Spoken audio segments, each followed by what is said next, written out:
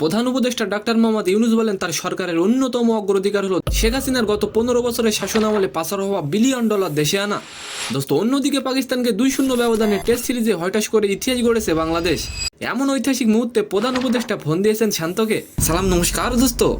2 September রাষ্ট্রীয় অতিথি ভবন যমুনায় আন্তর্জাতিক মানবাধিকার আইনজীবী টবি ক্যাডম্যানের সঙ্গে সৌজন্য সাক্ষাৎ করেন প্রধান উপদেষ্টা।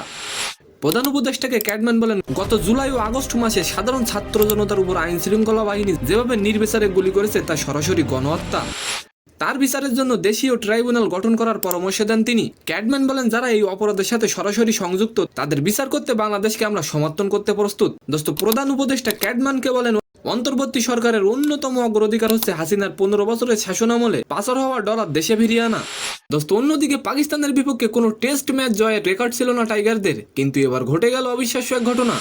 রাওয়ালপিন্ডি পাকিস্তানকে 2-0 ব্যবধানের টেস্টে হতাশ করলো বাংলাদেশ টাইগার।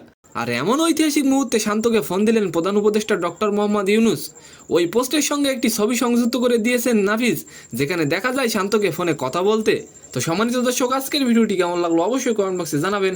আর ভিডিওটি যদি ভালো লাগে অবশ্যই একটি লাইক দিয়ে আমাদের চ্যানেলটিকে সাবস্ক্রাইব করে দিবেন। ধন্যবাদ।